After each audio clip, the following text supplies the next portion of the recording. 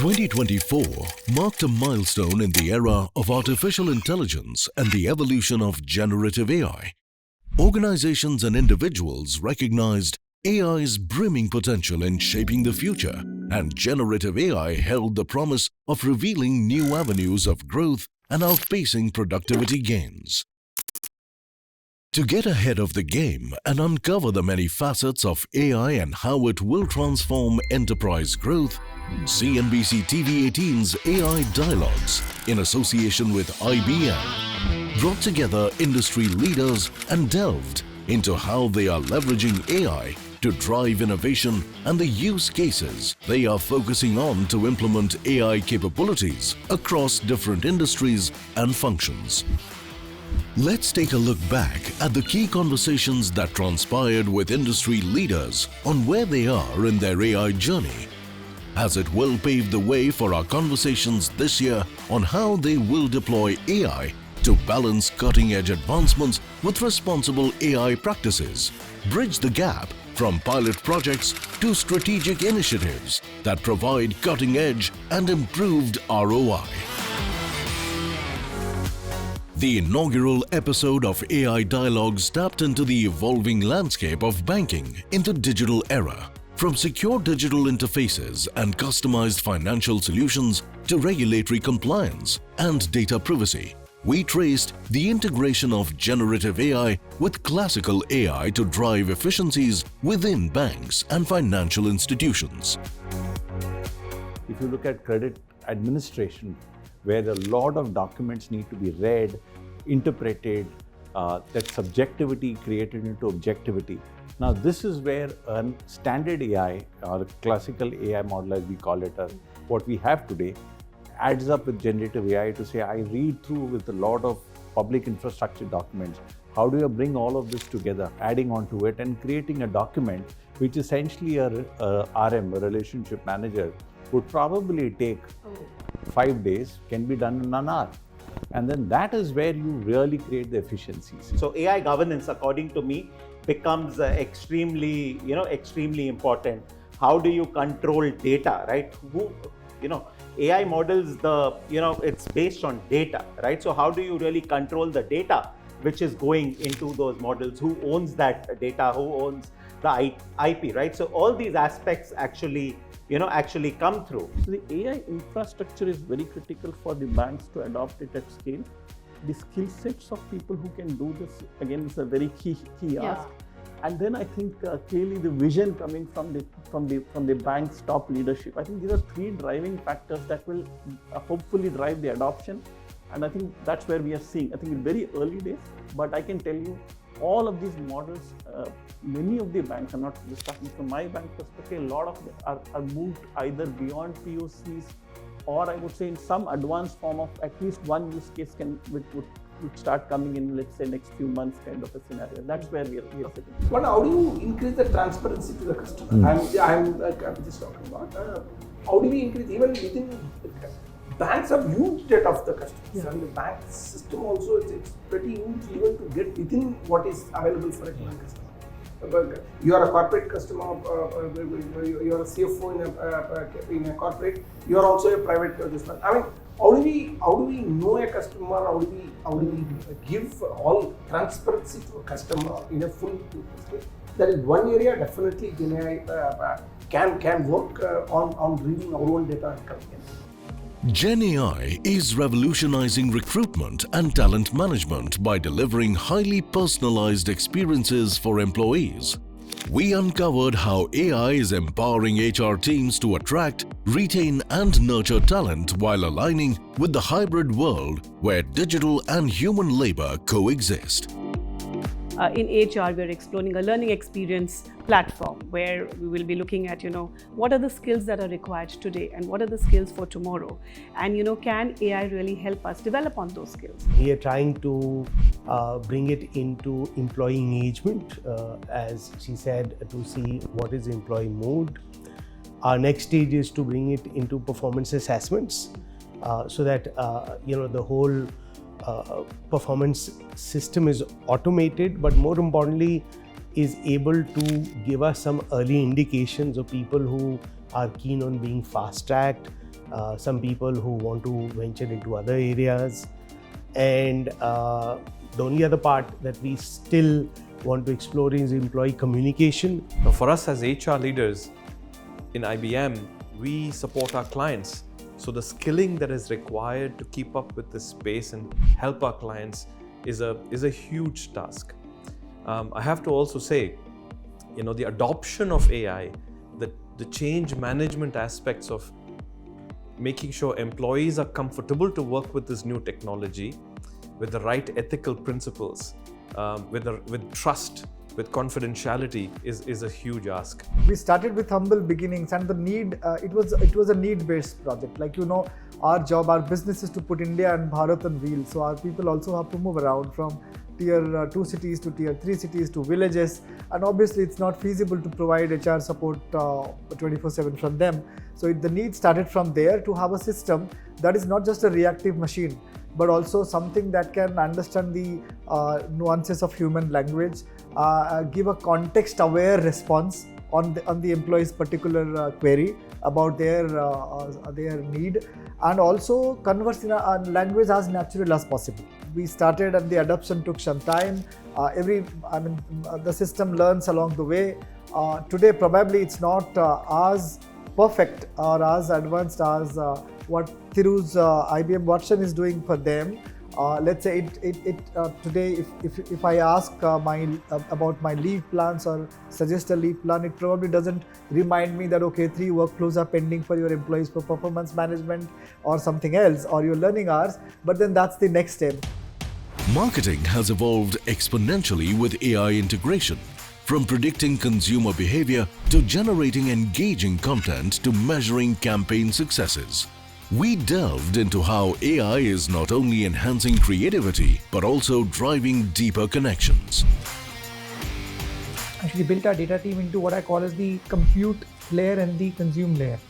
So the compute layer comprises of data scientists who will build the right algorithms to be able to predict what is the right behavior that the consumer will show in response to the data.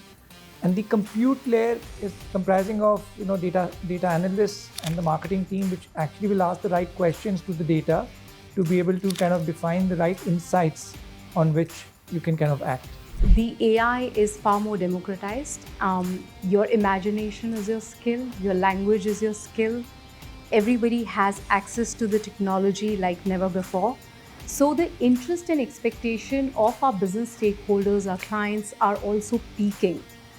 And the journey that we are on with our clients right now is to look at where do we apply AI where it's most value accretive, where it's maximum relevance for their end users, for example. That is there. And just to give a couple of examples, Mridu, one is, of course, my hot favorite right now is Wimbledon. And we've done multiple features. We've been on a journey with them. The recent one is Catch Me Up, where you get your summary card for each player. You can make your own list. Then, of course, we'd introduced What's Next, which is our generative AI platform, based commentary on video highlights and things like that, which is sort of augmenting the human and the AI journey together. Our biggest experiment that we're running right now is we have this generative AI tool called Adi. But Adi is really empowering the frontline folk, like people in the branches. A lot of times people join the bank and they don't know the policies, they don't know what the customer has to do, and they're forced to search for it, the customer sitting right in front of them, right? So what we've done is we've developed this tool. It's now available to 61,000 employees. Very soon it's going to get scaled up across the bank. We have not fully started with AI, but we are still experimenting, flirting around with the entire concept of AI, because being a regulated entity, you have to be doubly sure on before you get into implementing something. Having said that, today a general process which all of us would be following is you build a propensity model and then you do a segmentation and then you send out a campaign. I think what we are trying to see is how can I personalize this campaign? How effective is my propensity model? Because end of the day, there is a cost involved in even sending out a communication. It's a fantastic technology, but is it the best fit for me? I think that's the question which we are answering. We see AI is not new for us actually. Way back in 2019 itself, we started investing not in the present form, but in a different form. So as a strategy point of view, we would have it as a 4-pillar of this present, how we are going to use AI. One is on how we are going to have the infrastructure and capacity building. We had invested in data lake way back in 2019. Everybody has the same tool. Then in what way you are going to be different compared to somebody else? It can't be only prompt engineering that we all talk about, because at the end of the day it's language and all of us have good control over language. AI has fundamentally transformed how banks and financial institutions operate, manage risks, and deliver services. While AI optimizes workflows and predicts trends with unprecedented accuracy to secure digital payments, the future of finance is intelligent, secure, and data-driven. Right now, we are doing the pilot in 3 different areas. The first one is on credit assessment, credit underwriting as well. In that, basically, we have financial statements of listed entities, which is available in public forum. Currently, it's done by a group of people who pour through the financial statements, do the analysis, ratios, and then come up with a summary. So we're using technology, AI, to do that. So these technologies can process large amount of data with lesser time and more efficiency, provided you are able to write the right kind of algorithm. So these technology, once you deploy on that, they can process through both structured and unstructured data and create an outcome for you, which otherwise humanly it's not possible to gain an insight. Investing in talent, especially in the finance domain, that while the domain knowledge is important, the financial knowledge and the talent is important, but there needs to be a layer of technology inbuilt into it or embedded, right? Because I would say AI is kind of what Netscape did to browsers, is what AI is doing today. So you need to have the domain expertise of the financial background, but also the AI. From a customer point of view, the journey from the login till logout, what the experience the customer is having.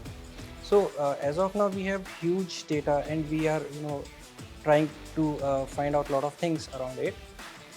In the journey, where the client is having the best experience, where the client is facing challenges, where we can improve, where we can enhance our capabilities to give better experience to customer. These are the areas where AI can be of quite help. GenAI is reshaping how we approach compliance and manage risks while building customer trust. And it's not a straightforward journey. It involves building systems that are equitable, transparent, resilient, and secure in the face of transformation. In conversations with industry leaders, we uncovered how they are leveraging AI to lead the transition responsibly, addressing biases, strengthening governance, and preparing for heightened global security.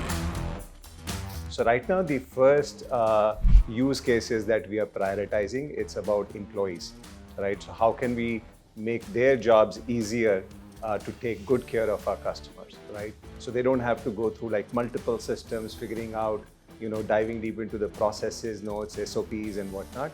So that is like the goal number one.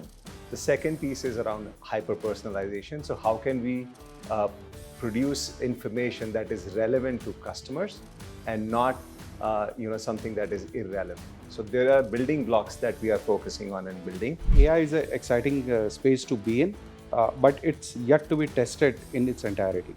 So what we've decided at Yes Bank is not to jump into it headlong and try to automate or use AI completely all over the place.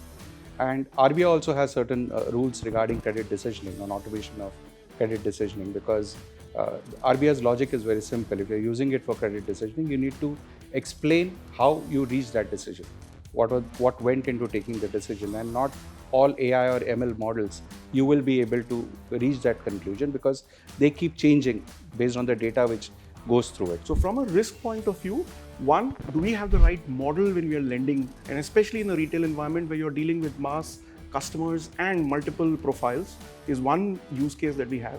The second is in terms of the validation of those models, to ensure that we don't have biases around those models. We are ensuring that the diversity of the customer profiles that we have in the country are all, in a sense, tried to capture in those models. So we've used AI in a lot of these model builds and the model validation as well. We have a cloud which is ready for the financial sector, but again, the market was ready for that. Now the sentiments and the guidance, the laws as well, is still evolving in India. As much as the financial institutions are cautiously optimistic and we want to go along with the journey, we are also kind of trying to see how do we build, how do we cater, what are the financial institutions, and we're actually working very closely with financial institutions to understand where do they really want to get, right? So what really helps is doing POCs and helping them understand identify what are those use cases which are relevant, which is not necessarily a lift and shift from what we've done in Europe. So I think that's the journey that we are building on. In 2024, experimentation defined the AI landscape. However, in 2025, the focus will shift from low-risk ancillary use cases to delivering tangible value through robust infrastructure, efficient operations, and skilled talent. Success will hinge on a strategic approach that comprises clear outcomes, strong data management, and governance. AI Dialogues will continue to explore how businesses will mitigate challenges to maximize the impact of their AI investments as evolving regulatory compliance and agentic AI take center stage.